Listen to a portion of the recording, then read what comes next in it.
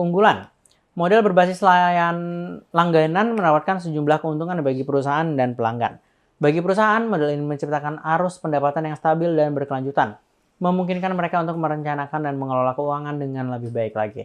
Selain itu, karena pelanggan terkait dengan layanan selama periode langganan, model ini juga mendorong loyalitas dan retensi pelanggan yang lebih tinggi. Selain itu, pelanggan juga dapat akses ke pembaruan dan perbaikan terbaru tanpa harus membayar biaya tambahan. Hal ini membuat model berbasis langganan menjadi pilihan yang menarik bagi banyak konsumen, terutama dalam era di mana teknologi dan kebutuhan terus berkembang. Nah, keunggulan selanjutnya itu ada pendapatan yang stabil dan berulang. Yang kedua adalah hubungan yang lebih erat dengan pelanggan.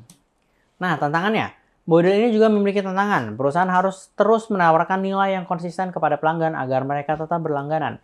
Jika pelanggan merasa bahwa layanan tidak lagi memenuhi kebutuhan mereka atau bahwa biaya langganan tidak sebanding dengan nilai yang diterima, mereka dapat dengan mudah membatalkan langganan. Oke.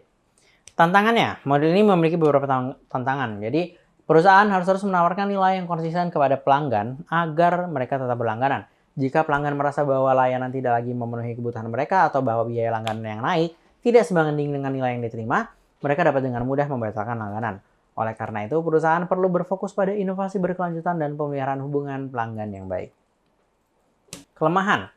Pelanggan bisa berhenti berlangganan kapan saja. Dan yang kedua, perlunya terus-menerus menawarkan konten atau fitur baru.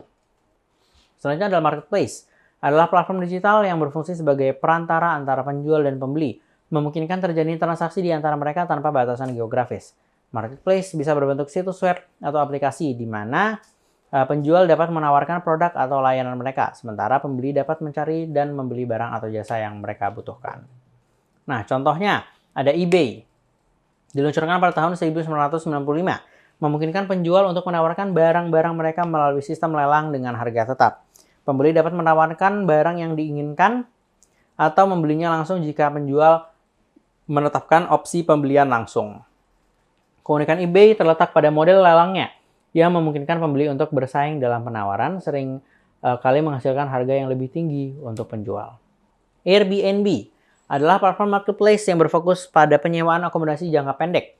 Didirikan pada tahun 2008, Airbnb menghubungkan pemilik properti yang ingin menyewakan ruang mereka dengan tamu yang mencari tempat untuk tinggal. Selain itu, Airbnb juga menawarkan pengalaman lokal unik, di mana tamu dapat merasakan kehidupan seperti penduduk setempat.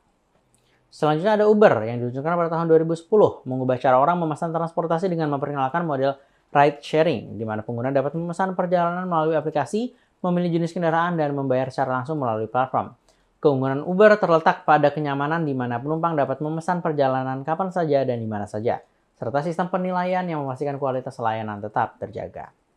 Nah, kelebihan marketplace yang pertama adalah akses pasar yang luas, yang kedua adalah kenyamanan. Untuk isinya silahkan teman-teman baca di slide yang sudah ditampilkan. Yang ketiga, berbagai pilihan. Yang keempat, sistem penilaian dan ulasan. Dan yang kelima adalah biaya yang rendah. Kesimpulan.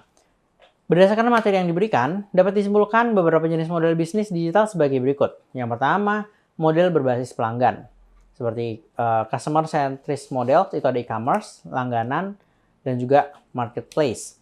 Yang kedua, model berbasis platform. Itu ada platform multi-sisi, ada ekosistem digital, ada agregator. Yang ketiga, model berbasis iklan atau advertising based model, yaitu iklan berbasis konten dan iklan berbasis transaksi. Yang keempat, model berbasis data, yaitu ada analitik dan wawasan. Selanjutnya adalah personalisasi.